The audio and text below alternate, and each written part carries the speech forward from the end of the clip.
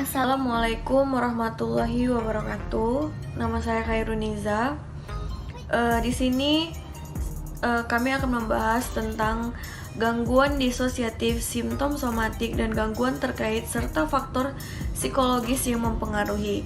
Kami dari kelompok 3. Saya akan membahas yang pertama, itu tentang apa itu gangguan disosiatif. Gangguan disosiatif adalah gangguan kepribadian yang ditandai dengan adanya perubahan terkait identitas, memori, juga kesadaran individu. Gangguan ini juga disebut sebagai gangguan kepribadian ganda. Individu yang mengalami gangguan akan mengalami kesulitan untuk mengingat peristiwa-peristiwa penting yang pernah terjadi pada dirinya, melupakan identitas dirinya, bahkan membentuk identitas baru. Gangguan ini muncul akibat peristiwa traumatik dalam kehidupan dan digunakan sebagai pertahanan diri untuk menghadapi peristiwa tersebut. Ciri-ciri gangguan identitas disosiatif. Yang pertama, ada kepribadian yang mungkin mewakili usia, jenis kelamin, minat, dan cara yang berbeda untuk berhubungan dengan orang lain. Yang kedua, ada 2 atau lebih kepribadian yang berbeda dalam diri seseorang. Yang ketiga, mengubah kepribadian berulang kali dan mengambil kepribadian yang berbeda dalam diri seseorang. Yang ketiga, mengubah kepribadian berulang kali dan mengambil kendali penuh atas perilaku si individu. Yang keempat adalah kepribadian utama atau dominan mungkin tidak mempengaruhi keberadaan kepribadian si alter tersebut. Nah, kita lanjut ke amnesia disosiatif. Pengertian amnesia disosiatif yakni sebagai jenis gangguan disosiatif yang paling umum. Amnesia berasal dari kata Yunani artinya bukan dan menastai artinya mengingat. Dalam amnesia disosiatif, seseorang menjadi tidak dapat mengingat informasi pribadi yang penting, biasanya melibatkan pengalaman traumatis atau stres dengan cara yang tidak dapat dijelaskan atau diluapkan secara sederhana. Selanjutnya saya akan membahas dengan ciri-ciri utama gangguan amnesia disosiatif. Nah, di sini cirinya ada 5. Itu ada amnesia lokal, amnesia selektif, amnesia umum, amnesia terus-menerus, dan amnesia sistematis. Yang pertama ada amnesia lokal.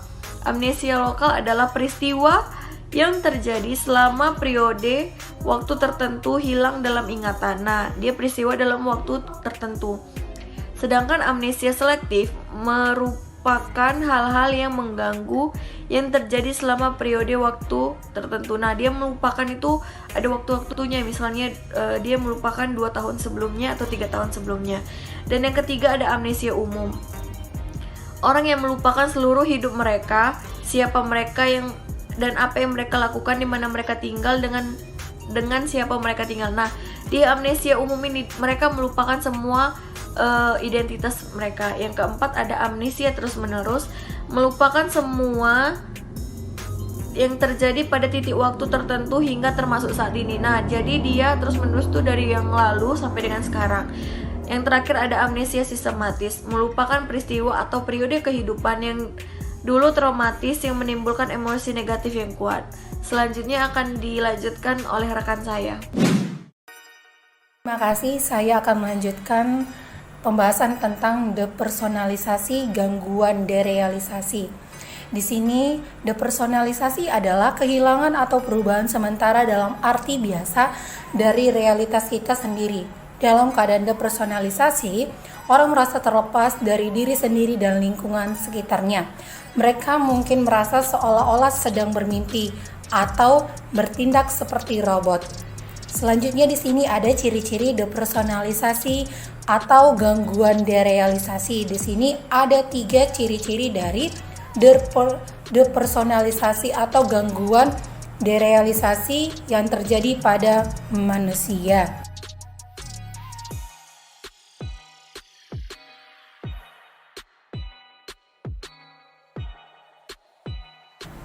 Selanjutnya ada 4 perspektif teoritis dari Yang pertama, gangguan disosiatif. Di sini yang kedua di fungsi otak.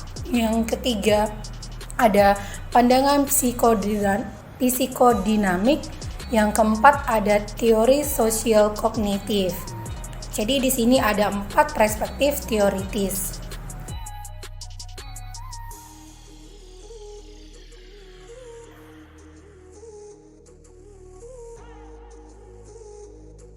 Selanjutnya, saya akan menjelaskan tentang pengobatan gangguan disosiatif. Di sini ada seorang dokter mungkin meminta klien untuk menutup matanya dan menunggu perubahan kepribadian muncul atau karakter mereka.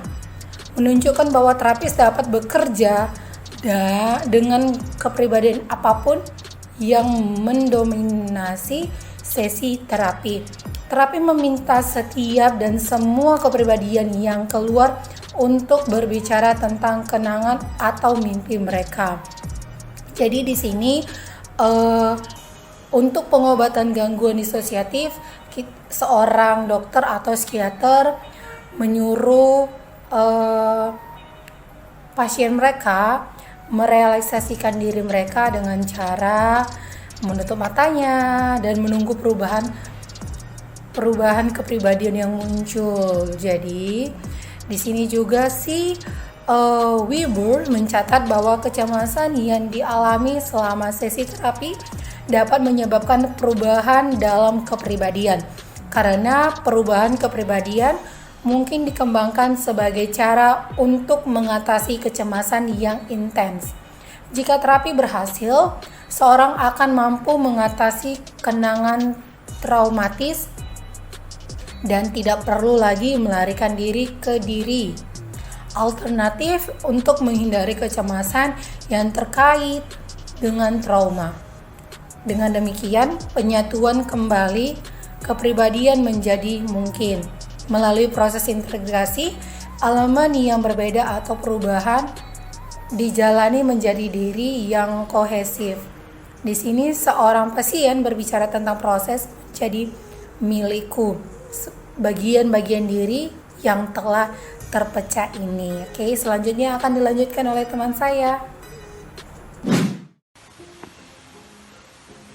Model diatesis stres gangguan identitas disosiatif. Diatesis, faktor predisposisi stres, rentan terhadap fantasi, kemampuan hipnotis, keterbukaan terhadap kondisi kesadaran yang berubah. Selanjutnya ada stres, paparan trauma berulang parah.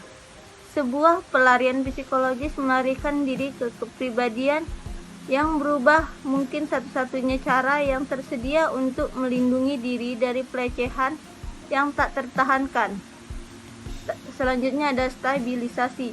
Seiring waktu, orang-orang menjadi lebih berbeda sehingga sulit untuk mempertahankan diri yang koheren. Selanjutnya, memblokir kenangan yang menyakitkan.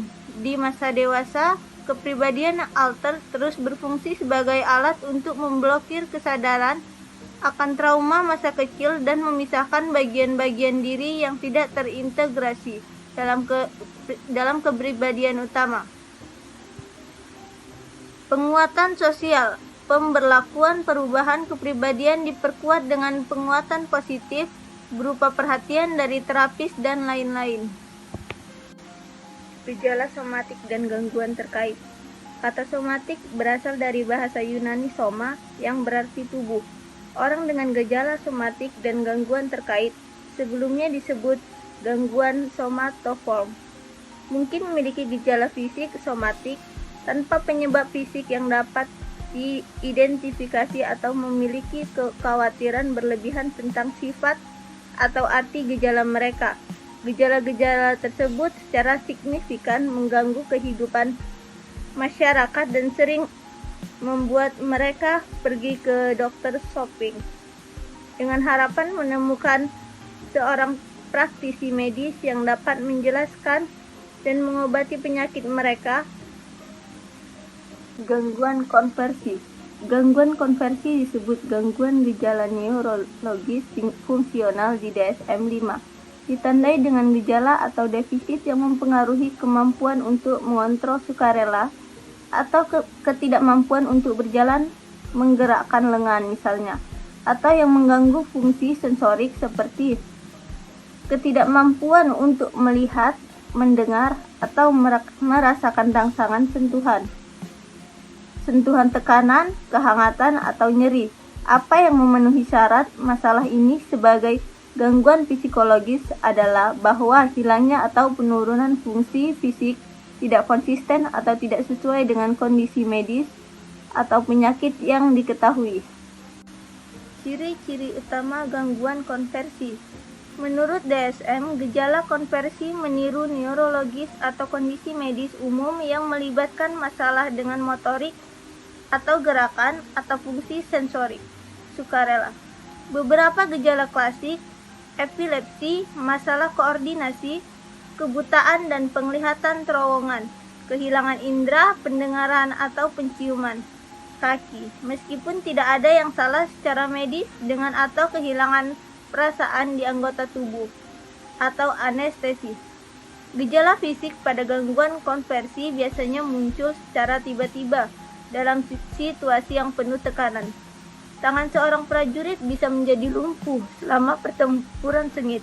Misalnya, fakta bahwa gejala konversi pertama kali muncul dalam konteks atau diperburuk oleh konflik, pemicu stres menunjukkan hubungan psikologis.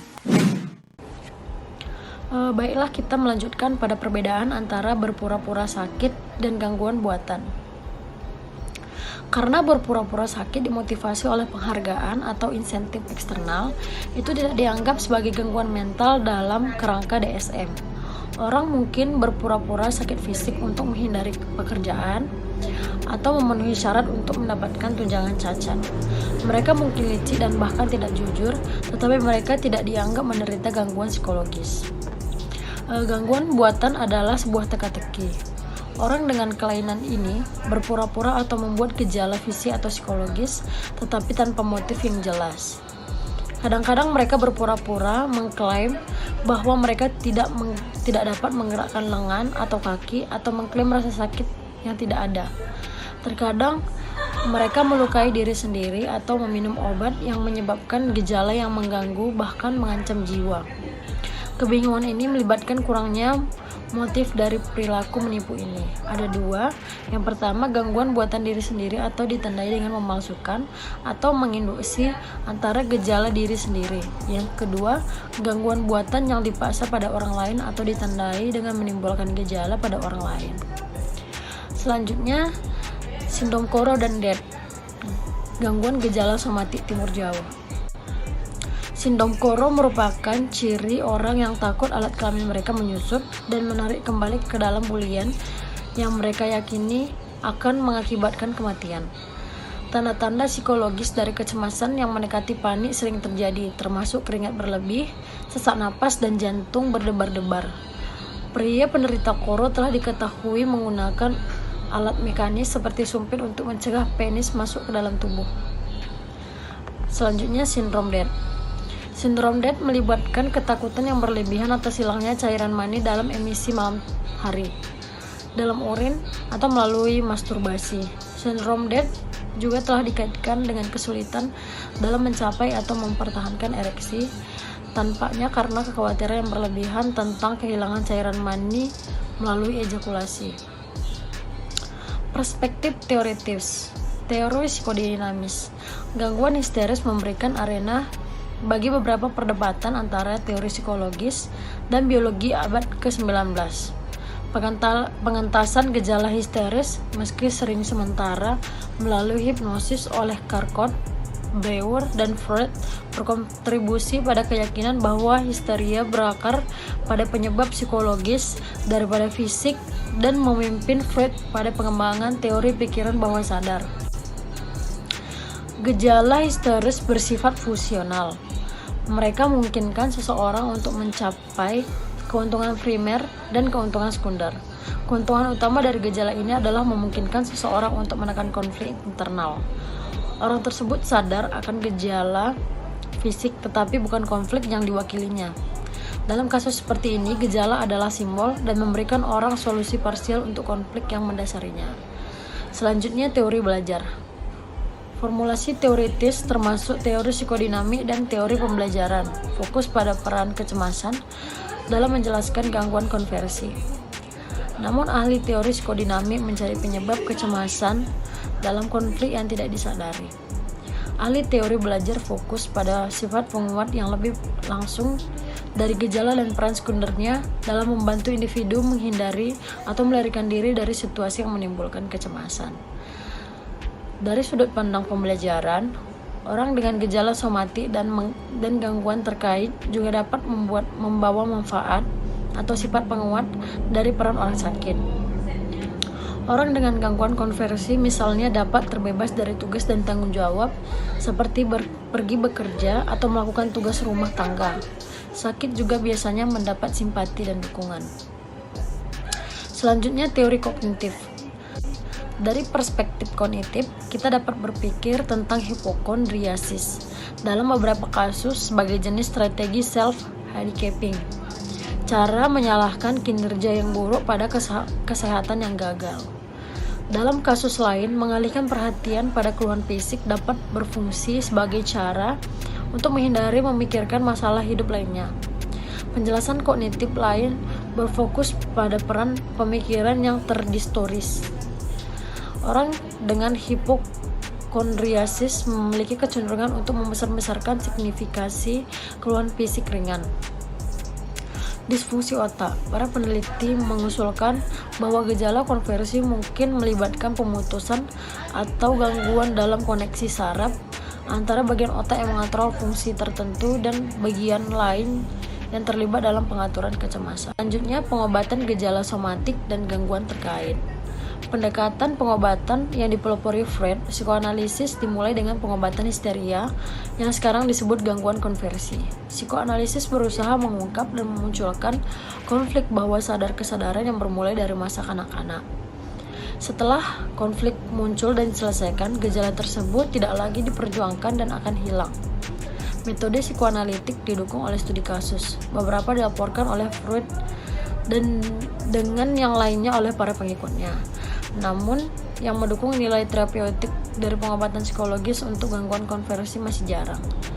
Pendekatan perilaku terhadap pengobatan berfokus pada menghilangkan sumber pengobatan sekunder atau keuntungan sekunder yang mungkin berhubungan dengan keluhan fisik.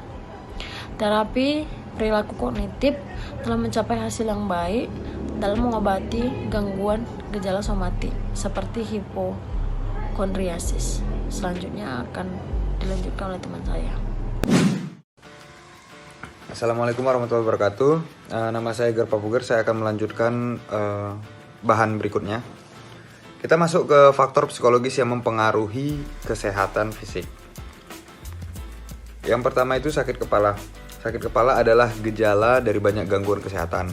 Namun jika timbul tanpa gejala lain dapat diklasifikasikan sebagai stres. Sejauh ini jenis sakit kepala yang paling sering adalah sakit kepala karena tegang. Stres dapat menyebabkan kontraksi otot kulit kepala, wajah, leher, dan bahu yang terus-menerus, sehingga menimbulkan sakit kepala tegang secara berkala atau kronis.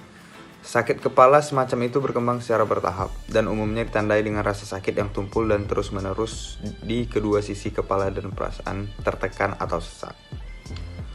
Nah, masuk ke perspektif teoritis. Penyebab yang mendasari sakit kepala masih belum jelas dan subjek untuk studi lanjutan. Salah satu faktor penyebab sakit kepala tegang adalah peningkatan kepekaan jalur saraf yang mengirimkan sinyal rasa sakit ke otak dari wajah dan kepala. Itu ditulis oleh Holroyd tahun 2002. Sakit kepala migrain mungkin melibatkan kelainan sistem saraf pusat yang mendasari yang melibatkan saraf dan pembuluhan darah di otak. Serotonin neurotransmitter juga terlibat. Kadar serotonin dapat menyebabkan pembuluh darah di otak berkontraksi atau menyempit dan kemudian membesar. Peregangan ini merangsang ujung saraf yang peka sehingga menimbulkan sensasi berdenyut dan menusuk yang terkait dengan migrain. Bukti juga menunjukkan pada kontribusi genetik yang kuat terhadap migrain.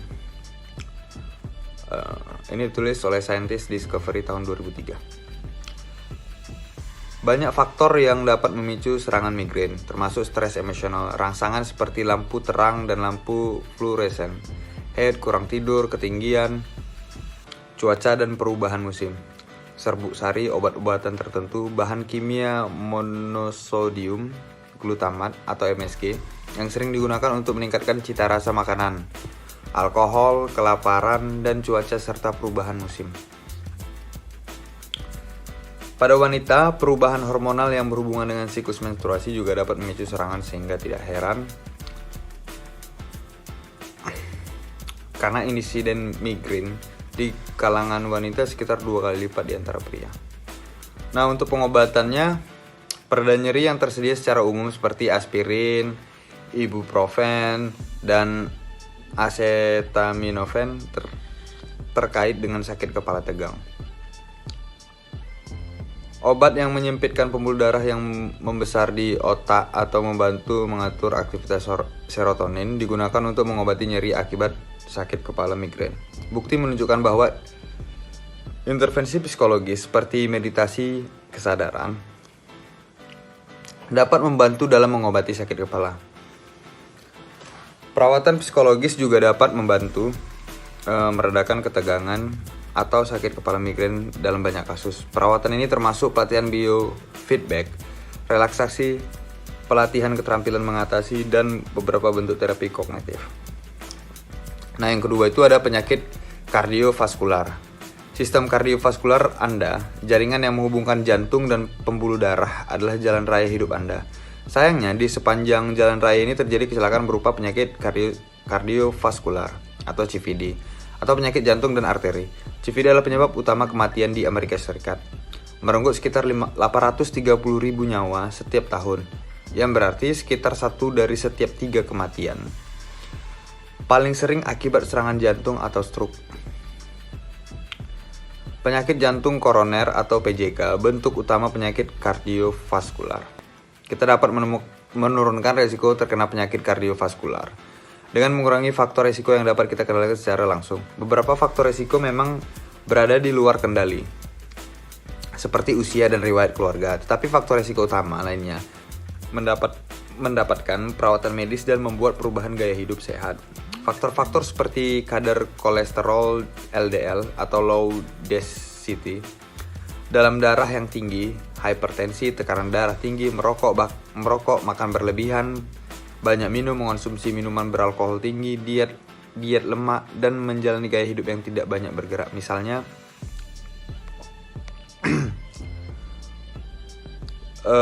emosi negatif. Tekanan emosional yang sering terjadi dalam bentuk kemarahan, kecemasan, dan depresi dapat memiliki efek merusak pada sistem kardiovaskular. Misalnya, kemarahan sesekali mungkin tidak merusak jantung pada orang sehat. Tetapi kemarahan kronis jenis yang Anda lihat pada orang yang tampak sering marah dikaitkan dengan peningkatan risiko PJK. Stres lingkungan sosial juga tampak meningkatkan risiko PJK. Faktor-faktor seperti kerja lembur, tenaga kerja rakitan, dan eksposur ke tuntutan yang bertentangan terkait dengan peningkatan risiko PJK.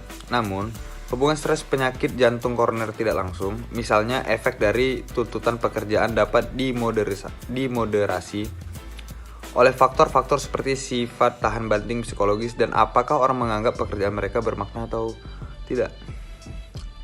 Baru etnisitas dan PJK. Penyakit jantung koroner adalah perusak kesempatan yang sama. Orang Amerika Eropa non-Hispanik putih dan Afrika Amerika non-Hispanik hitam memiliki tingkat kematian tertinggi akibat penyakit jantung koroner. Faktor-faktor seperti obesitas, merokok, diabetes, hipertensi memainkan peran penting dalam menentukan resiko relatif dari PJK dan tingkat kematian terkait PJK. Nah, yang ketiga ada asma. Asma adalah gangguan pernapasan di mana saluran utama tenggorokan, bronkus, mengerut dan meradang, dan sejumlah besar lendir disekresikan. Selama serangan asma, penderita batuk dan kesulitan untuk menghirup udara yang cukup. Mereka mungkin merasa tercekik. Nah, kita masuk ke perspektif teoritisnya. Banyak faktor penyebab yang terlibat dalam asma, termasuk reaksi alergi. paparan polutan lingkungan terhadap asap rokok dan kabut asap, dan faktor genetik imunologi. Reaksi asma pada orang yang rentan dapat dipicu oleh paparan alergen seperti serbuk sari, spora jamur, dan bulu binatang. Dengan udara dingin, kering, dan udara panas, lembab, dan dengan respons emosional seperti kemarahan atau bahkan tertawa terlalu keras. Faktor psikologis seperti stres, kecemasan, dan depresi dapat meningkatkan kerentanan terhadap serangan asma. Baru untuk pengobatannya, meskipun asma tidak dapat disembuhkan, asma dapat dikontrol dengan mengurangi paparan alergen. Dengan terapi desensitisasi, suntikan alergi, untuk membantu tubuh memperoleh lebih banyak resistensi terhadap alergen. Dengan menggunakan inhaler, dan dengan obat-obatan yang membuka saluran bronkial selama serangan asma disebut bronchodilator, dan lainnya disebut antiradang, yang mengurangi serangan di masa depan dengan membantu menjaga tabung bronkial tetap terbuka. Teknik perilaku dapat digunakan untuk membantu penderita asma mengembangkan pernapasan dan keterampilan relaksasi untuk meningkatkan pernapasan mereka dan mengatasi stres secara lebih efektif. Nah, berikutnya akan dilanjutkan oleh Brema. Terima kasih. Assalamualaikum warahmatullahi wabarakatuh. Oke, assalamualaikum warahmatullahi wabarakatuh. Nama saya Brema Raditya. Di sini saya akan melanjutkan presentasi dari teman saya. Jika kalian lihat di slide, jika kawan-kawan lihat di slide, di situ ada kanker, stres, dan kanker. Oke, kita akan pilah satu-satu dan baca satu-satu. Yang pertama ada kanker. Kanker melibatkan perkembangan sel yang menyimpang atau muatan yang membentuk pertumbuhan atau tumor yang menyebar ke jaringan sehat. Sel kanker bisa berakar di mana saja, di darah, tulang, paru-paru, saluran pencernaan, dan organ reproduksi. Jika tidak diatasi secara dini, kanker dapat bermetastasis atau membentuk koloni di seluruh tubuh yang menyebabkan kematian. Ada banyak penyebab kanker, diantaranya faktor genetik, paparan bahan kimia penyebab kanker, dan bahkan paparan beberapa virus. Namun lebih dari setengah dari semua kanker dapat dicegah jika orang menerapkan perilaku yang lebih sehat, terutama menghindari rokok, membatasi asupan lemak, mengontrol berat badan, membatasi konsumsi alkohol, berolahraga secara teratur, dan membatasi paparan sinar matahari, yaitu sinar ultraviolet yang menyebabkan kanker kulit. Di situ ada sumbernya. Di sebelah kanan ada stres dan kanker. Sistem kekebalan yang lemah ataupun terganggu dapat meningkatkan kerentanan terhadap kanker. Kami telah melihat bahwa faktor psikologis seperti paparan stres dapat mempengaruhi sistem kekebalan tubuh. Jadi, masuk akal bahwa paparan stres dapat meningkatkan resiko seseorang terkena kanker. Namun, hubungan antara stres dan kanker tetap tidak meyakinkan dan membutuhkan studi lebih lanjut. Sumbernya tertera di situ. Konseling psikologis dan program dukungan kelompok dapat meningkatkan kualitas hidup pasien dan membantu mereka mengatasi konsekuensi emosional yang serius dari kanker yang seringkali mencakup depresi, kecemasan, dan perasaan putus asa. Di situ ada sumbernya. Oke, kita lanjut ke slide berikutnya. Yang berikutnya ada AIDS. Jika kawan-kawan lihat di slide, ada pembahasannya. AIDS adalah penyakit yang disebabkan oleh human dan juga ada HIV-nya. HIV menyerang sistem kekebalan, membuatnya tidak berdaya untuk menangkal penyakit yang biasanya dikendalikannya. HIV atau AIDS adalah salah satu epidemi terburuk dalam sejarah. Di seluruh dunia, HIV dan AIDS telah merenggut lebih dari 39 juta jiwa dan saat ini menginfeksi sekitar 35 juta orang. Info ini berdasarkan WHO tahun 2014. Sekitar 50.000 kasus baru infeksi HIV dilaporkan setiap tahun di Amerika Serikat. HIV dapat ditularkan melalui kontak seksual, yaitu hubungan vaginal dan anal atau kontrak oral genital,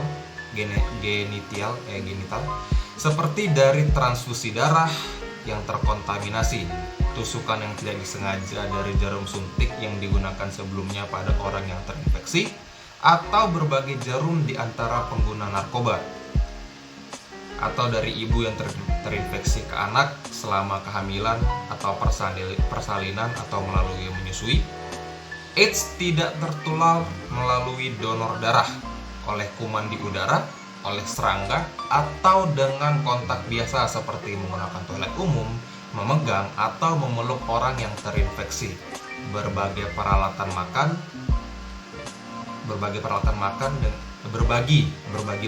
makan dengan mereka, atau tinggal satu tempat tinggal atau pergi sekolah dengan mereka. Screening rutin suplai darah untuk HIV telah mengurangi resiko infeksi dari transfusi darah menjadi hampir nol. Tidak ada obat atau vaksin untuk infeksi HIV, tetapi pengenalan obat antiretroviral yang sangat efektif telah merevolusi pengobatan penyakit. Oke, kita lanjut ke slide berikutnya. Di sini ada penyesuaian orang dengan HIV dan AIDS. Jika kawan-kawan lihat di slide, mengingat sifat penyakit dan stigma yang diderita oleh orang dengan HIV dan AIDS, tidak mengherankan bahwa banyak orang dengan HIV, meskipun tidak semuanya, mengembangkan masalah psikologis paling sering, kecemasan dan depresi. Berikutnya ada intervensi psikologis untuk memperbaiki perilaku berasia. Memberikan informasi tentang pengurangan resiko saja tidak cukup untuk mendorong perubahan luas dalam perilaku seksual. Terlepas dari kesadaran akan bahayanya, banyak orang terus melakukan perilaku seksual dan injeksi yang tidak aman. Untungnya, intervensi psikologis efektif dalam membantu orang mengubah perilaku beresiko. Oke, slide berikutnya. Di sini ada 3 poin penting, yaitu ada gangguan identitas disosiatif, amnesia disosiatif, dan sindrom disosiatif terikat budaya. Kita akan bahas satu persatu. Yang pertama ada gangguan identitas disosiatif. Jika kawan-kawan lihat di slide, dalam gangguan identitas disosiatif, 2 atau lebih kepribadian berbeda, masing-masing memiliki ciri dan ingatan yang jelas ada dalam diri seseorang dan berulang kali mengendalikan perilaku orang tersebut. Beberapa ahli teori mempertanyakan apakah gangguan identitas disosiatif adalah gangguan sejati atau lebih tepatnya adalah bentuk permainan peran yang rumit dari kepribadian ganda yang diperkuat oleh perhatian dan minat dari orang lain, termasuk terapis. Yang kedua ada amnesia disosiatif. Dalam gangguan depersonalisasi atau derealisasi, seseorang mengalami episode depersonalisasi atau derealisasi yang terus-menerus atau berulang-ulang dengan tingkat keparahan yang cukup untuk menyebabkan gangguan atau penurunan fungsi yang signifikan. Yang berikutnya ada sindrom disosiatif terikat budaya.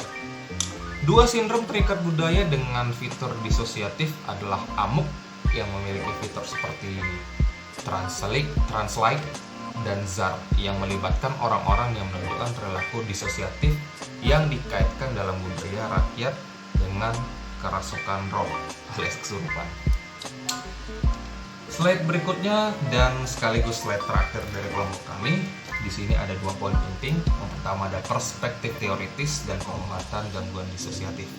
Kita akan bahas mengenai perspektif teoritis terlebih dahulu.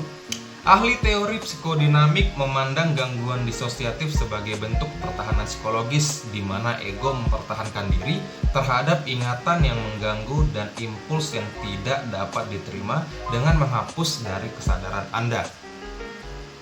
Ada dokumentasi yang semakin meningkat tentang hubungan antara gangguan disosiatif dan trauma anak usia dini yang mendukung pandangan bahwa disosiasi dapat melindungi diri dari ingatan yang mengganggu. Bagi para ahli teori pembelajaran dan kognitif, pengalaman disosiatif melibatkan cara-cara belajar yang tidak memikirkan perilaku atau pikiran-pikiran tertentu yang mengganggu yang dapat menyebabkan perasaan bersalah atau malu. Kelegaan dari kecemasan secara negatif memperkuat pola disosiasi ini. Beberapa ahli teori sosial kognitif menyarankan bahwa kepribadian ganda dapat mewakili suatu bentuk perilaku bermain peran. Yang berikutnya pengobatan gangguan disosiatif. Bentuk utama pengobatan adalah psikoterapi yang bertujuan untuk mencapai reintegrasi kepribadian dengan berfokus pada membantu orang dengan gangguan identitas disosiatif, mengungkap dan mengintegrasikan pengalaman menyakitkan sejak masa kanak-kanak. Itu saja slide terakhir dari kelompok kami, dan pembahasan kami sudah berakhir sampai di sini.